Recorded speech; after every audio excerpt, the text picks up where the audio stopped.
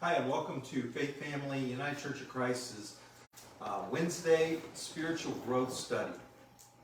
We're in the middle of a series called Homosexuality in the Bible, Fact or Fabrication of Hate. We're in week 4, in which we will talk about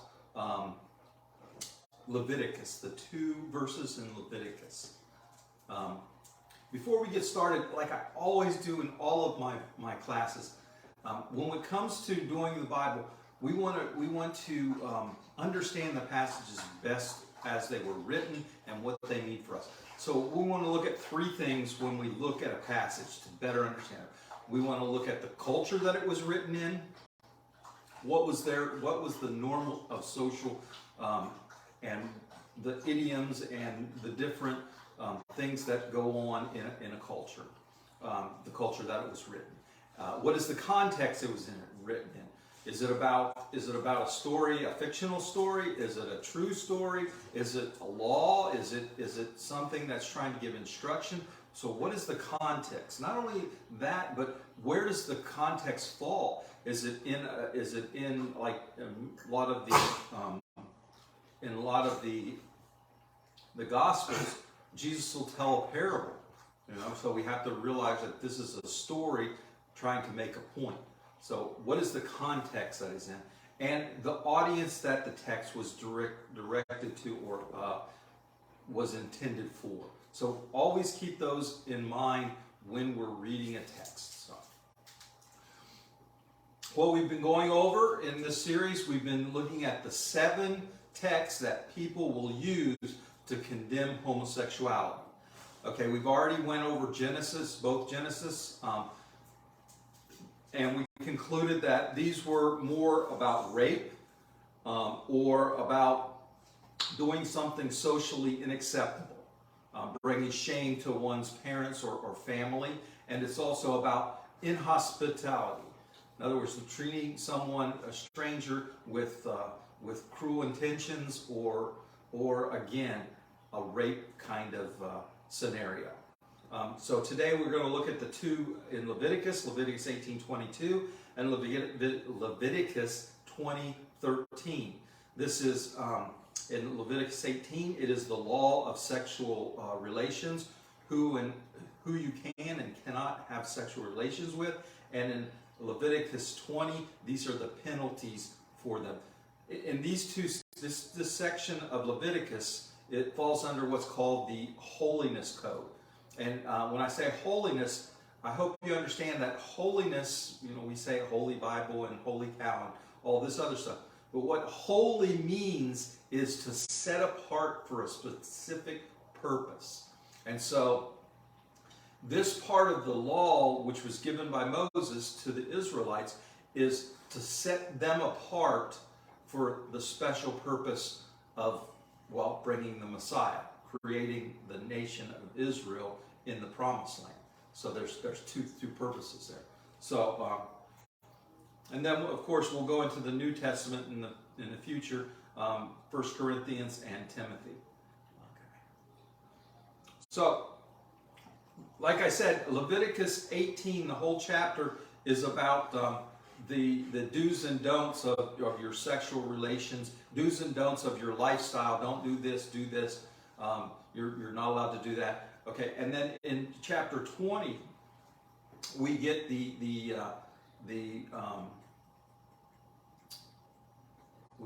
penalties for this. And here's what the whole of Leviticus looks like. In chapters 1 through 7 is the regulations in regard to sacrifices. Because remember, this is a sacrificial religion when it began. That's why Christians, when it first happened, looked at Jesus as the last sacrifice. So in chapters 8 through 10, this is initiation into the appropriate worship rites, how they were supposed to set up the whole worship scenario. This is, of course, the temple and or the tabernacle as they were traveling through the wilderness. But later it would be the temple and how everything was to be sacrificed and all the sacrificial stuff and the whole worship process and rituals were to go.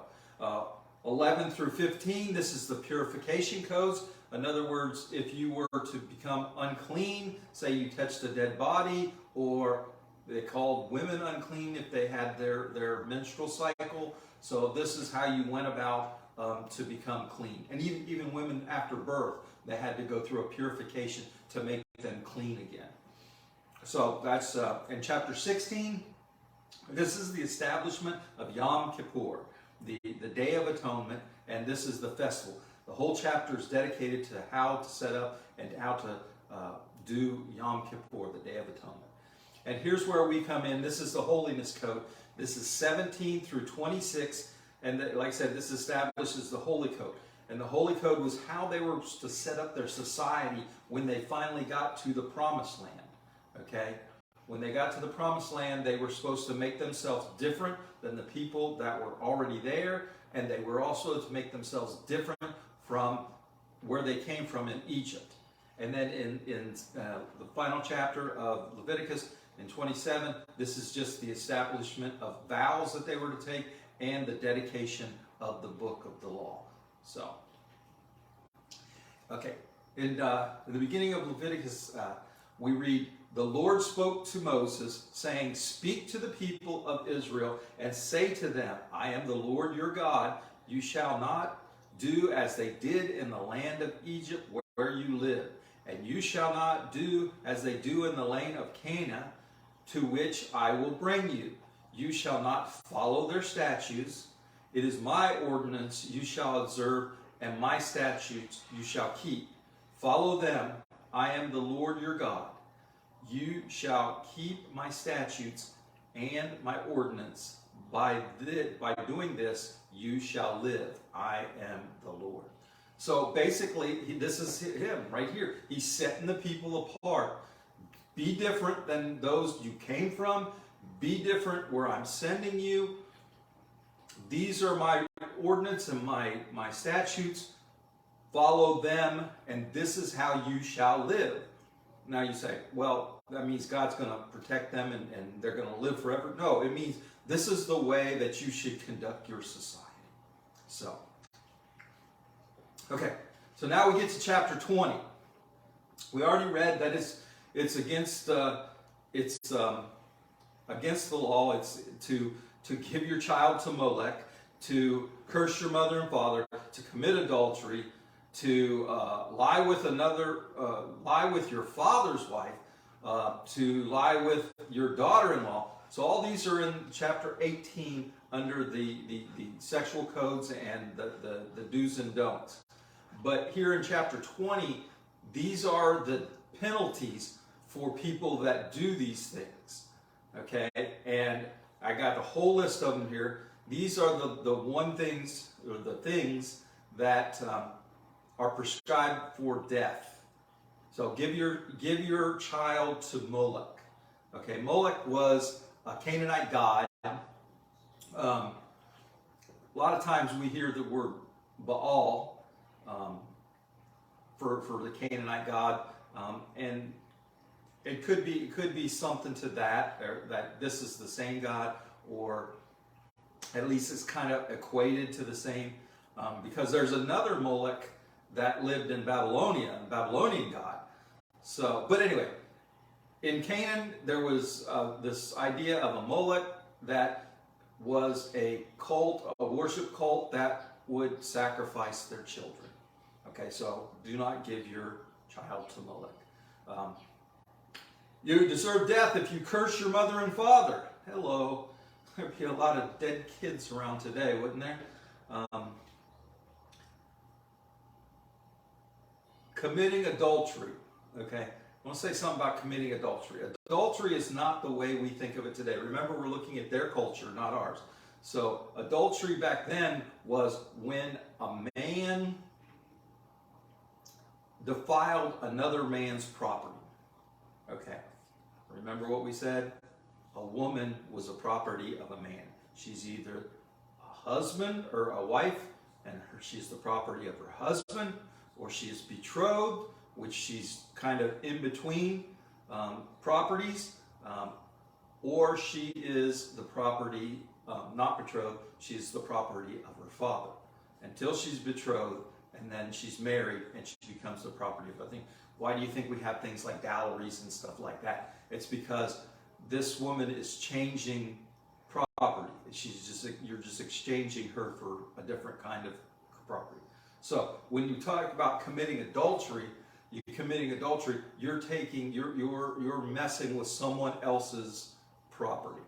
And so a man could commit adultery in the fact that he could have sex with an unbetrothed woman or an unmarried woman, and then simply go to her father and pay a dowry, and then she would become his wife or his property. So, but basically, committing adultery was a man taking another man's property. So, deserve death if you lie with your father's wife. Okay, this could be your stepmother or whatever, but again, it's talking about taking another person's property. And lying with your daughter-in-law. Daughter-in-law, that's your son's property. So, why are you lying with her? Okay. Deserve death for a man that lies with a male as with a woman. Here's the one that we're all up in arms about. Deserves death. But we'll look at this just a little bit later. But we see it here, and this is where everybody gets all up in arms and they say homosexuals deserve death. Okay. Notice what it doesn't say. It doesn't say if a woman lies with another woman. Interesting. But we do see here that you deserve death if a man lies with an animal or has sexual relations with an animal. That's what it says. And you deserve death if you're a woman and you have sexual relations with an animal. Did you catch that? There's nothing that says if a woman lays with a woman as with a man. Okay, so in other words, lesbianism isn't covered in this idea of homosexuality as being deserving of death. It's just when a man lies with another man, and we'll talk about what that actually means later. So in verse 27, you deserve death if you're a man or a woman and you are a medium or a wizard or a witch or whatever you want to call them. But if you dabble in the spiritual realm, then you are supposed to be killed. So those are the penalties for the laws that are found in Leviticus 18.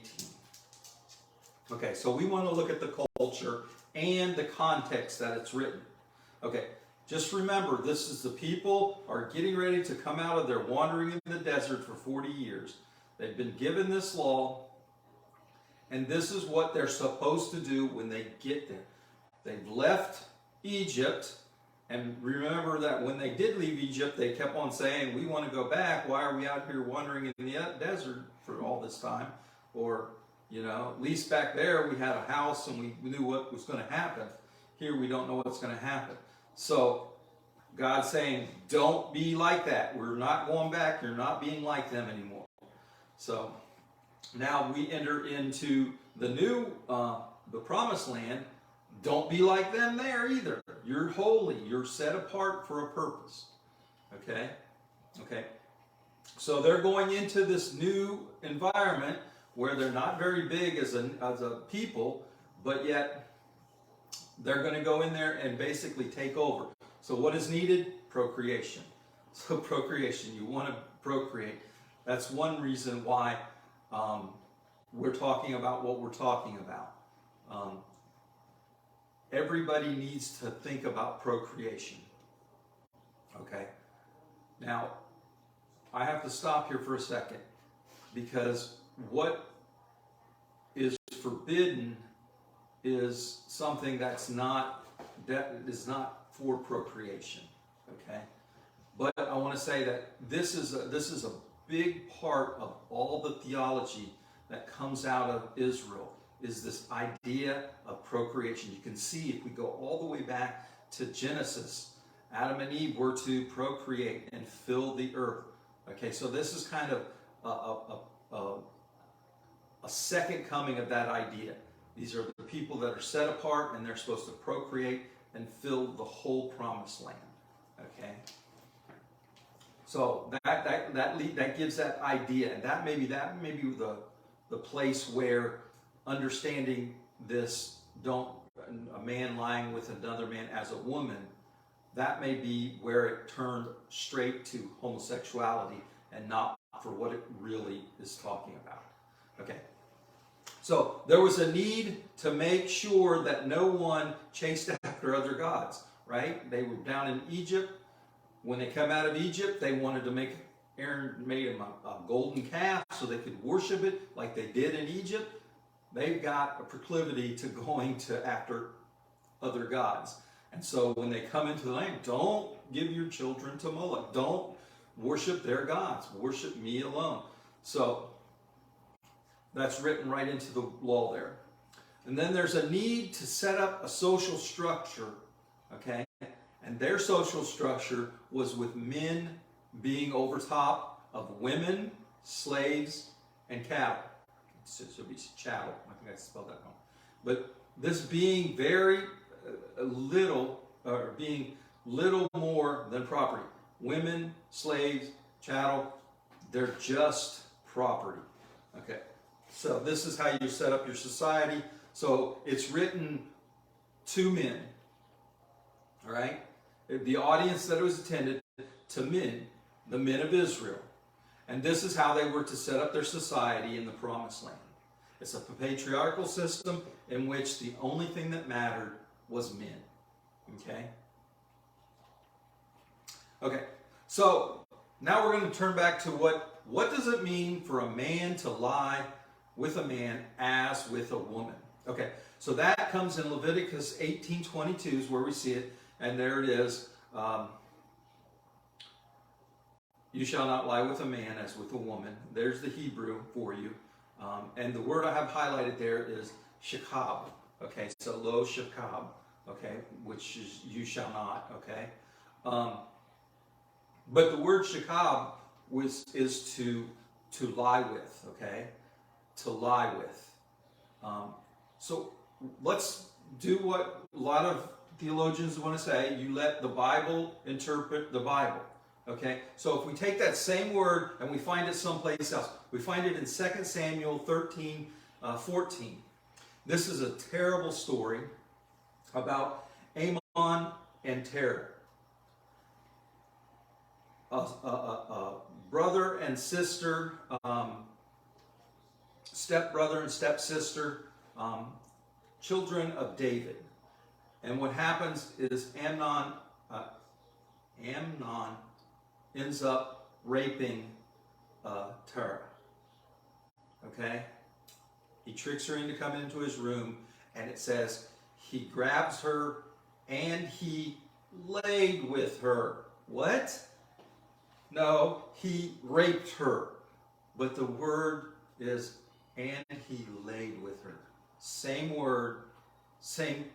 So, there's no differentiating between rape and sexual intercourse.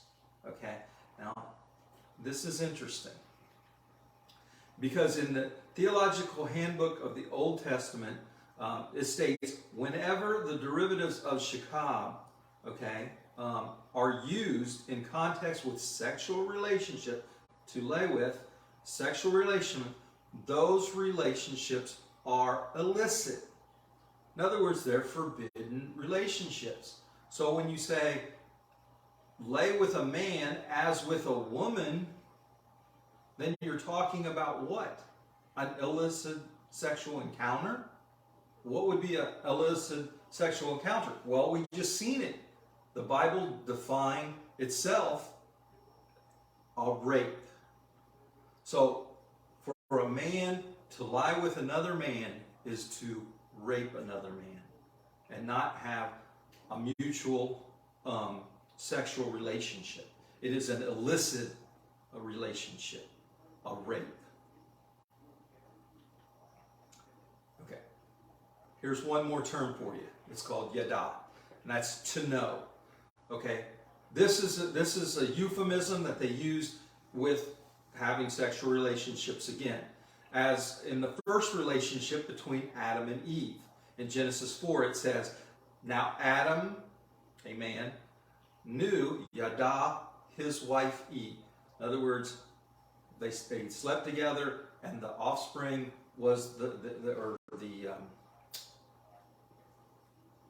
Cain, their offspring, was the result of this Adam knowing his wife.